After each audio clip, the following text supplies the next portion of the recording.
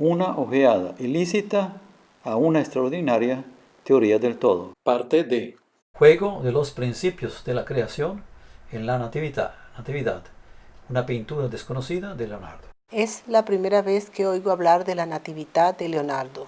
¿Dónde se encuentra esa pintura? La pintura La Natividad se encuentra en la iglesia de Santa María dei Canali en Tortona, una ciudad ubicada a unos 70 kilómetros al sur de Milán.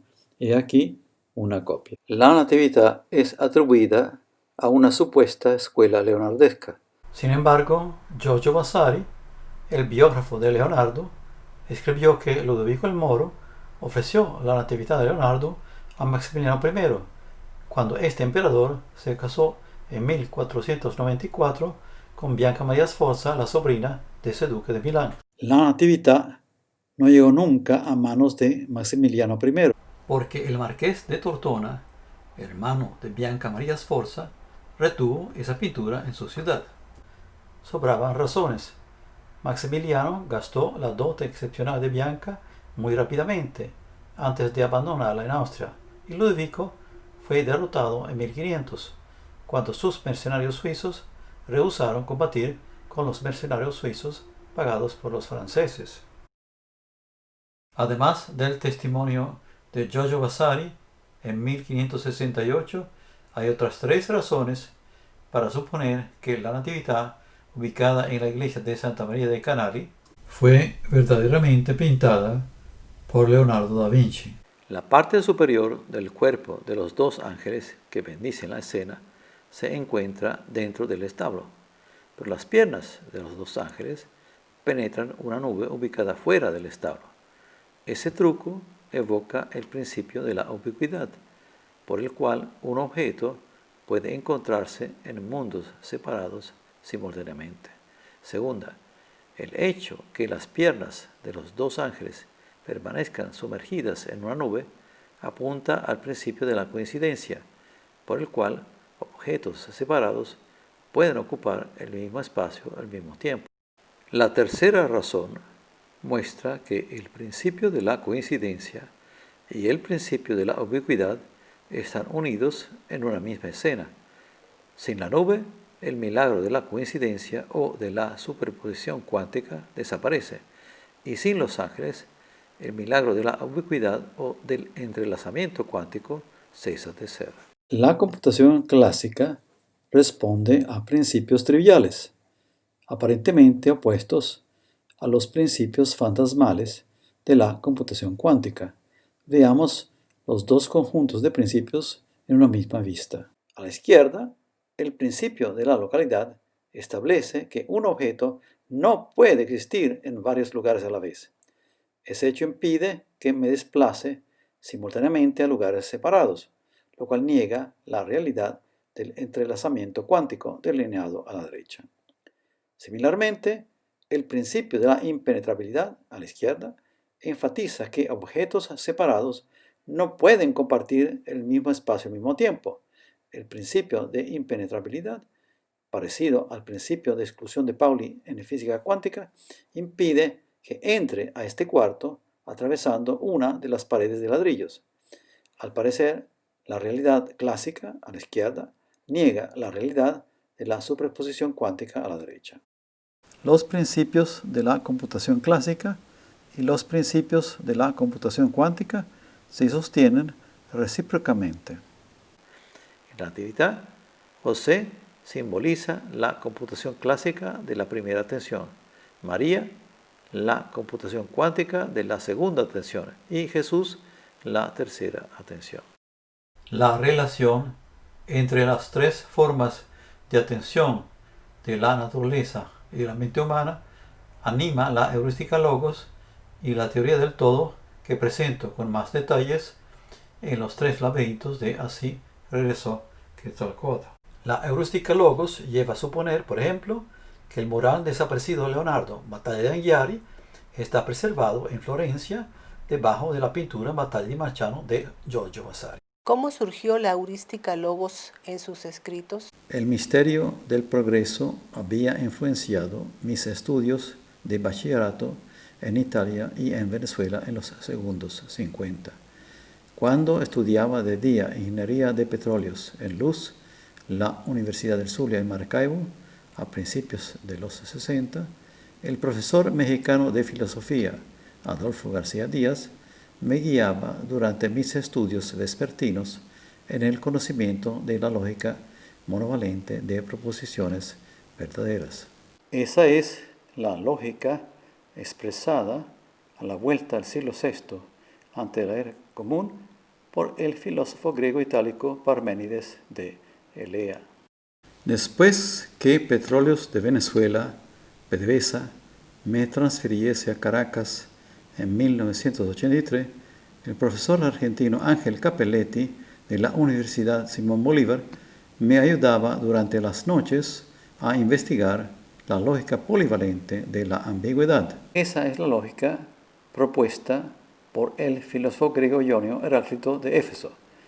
Parménides y Heráclito resurgieron en mi mente cuando un equipo del Hospital de Niños de Boston, Boston's Children, certificó en 1989 tanto el apego parmenidio a la certeza de mi hijo autista de 2 años de edad como su dificultad para manejar la ambigüedad de Heráclito.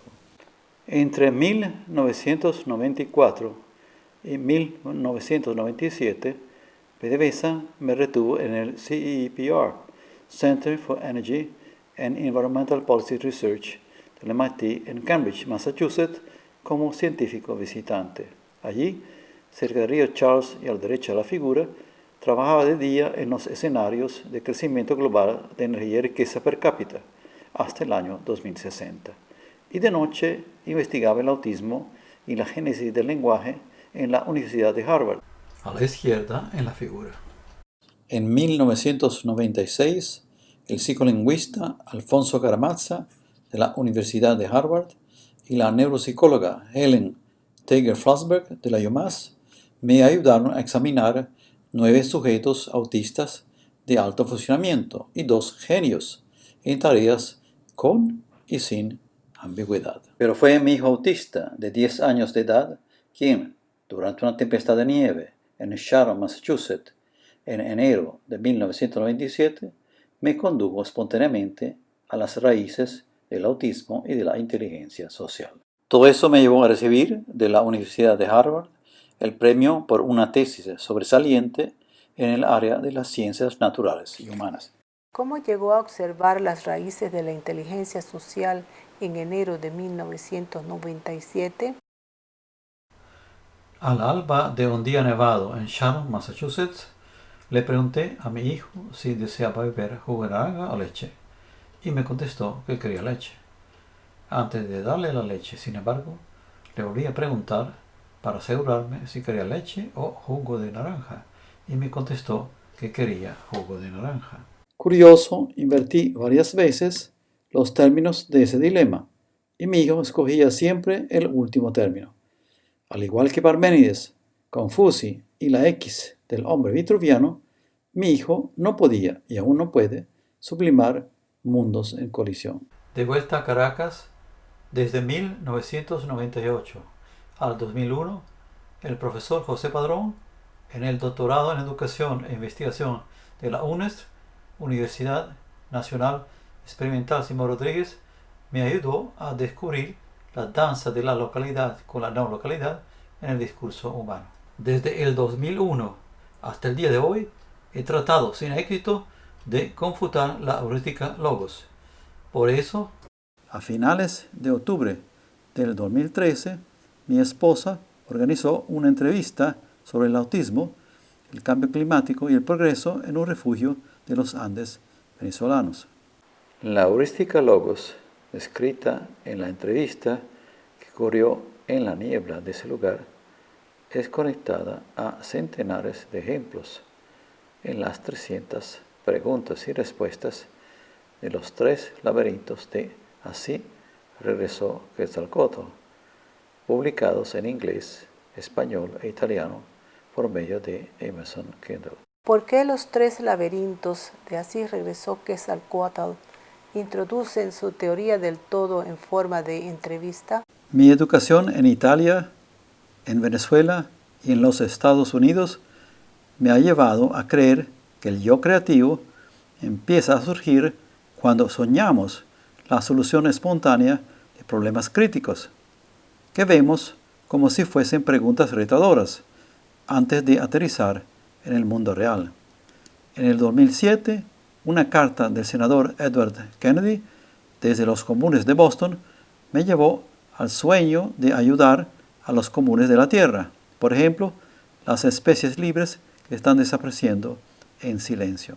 ¿En qué forma lo motivó el senador Edward Kennedy? Una copia de la carta que el senador Kennedy me escribió 2 años antes de morir está incluida en el segundo laberinto de Así regresó Quetzalcóatl.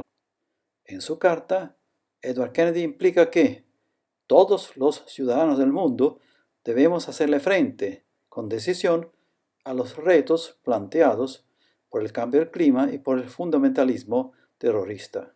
Si añadiésemos un entendimiento renovado de la inteligencia social a nuestra capacidad tecnológica y legislativa, transformaríamos en progreso los 2 problemas señalados por Ted Kennedy. Por ejemplo, en lugar de provocar la subida de 2 grados Celsius o más en la temperatura media de la atmósfera terrestre a nivel del mar, podemos bajarla en 2 grados. Hace 10.000 años, esa variación creó el lago más grande del mundo en el desierto del Sahara.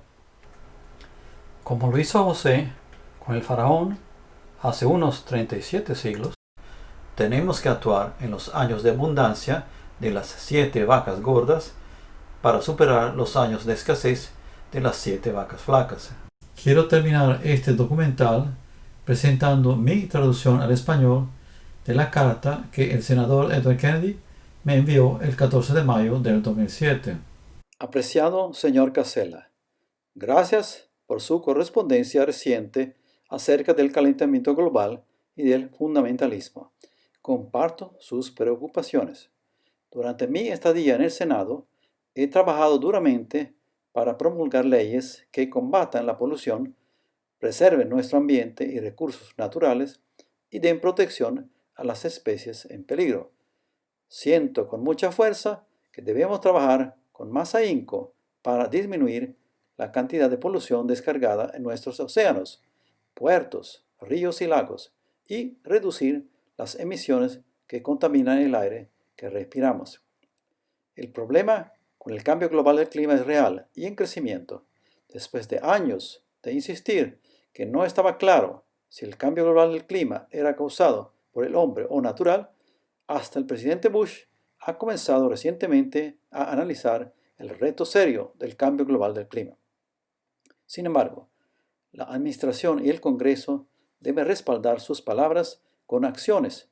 Las industrias responsables por gran parte de las emisiones en el mundo se oponen fuertemente a los esfuerzos para manejar el problema de forma efectiva. Así, es tarea del Congreso introducir una legislación diseñada para controlar el calentamiento global, incluyendo leyes que requieran estándares más altos de quema de combustibles y de inversiones sobre fuentes de energía renovable. Con respecto al reto del fundamentalismo global, creo que este asunto debe ser resuelto junto a nuestros amigos y aliados alrededor del mundo. La doctrina Bush de acción unilateral ha sido destruida por la tragedia en curso en Irak. Solo trabajando con otras naciones del mundo podremos analizar asuntos globales como el calentamiento global y el terrorismo fundamentalista. Nuevamente, agradezco me haya enviado su presentación en PowerPoint sobre el calentamiento global. La educación del público sobre los peligros del cambio global del clima es una tarea enorme que requiere la contribución de todos los ciudadanos. Queda mucho por hacer para asegurar la preservación de nuestro ambiente. Esas batallas no son nunca fáciles de librar, pero ascribo nuestro progreso a la realización de esos objetivos tan importantes. Sinceramente, Edward M. Kennedy.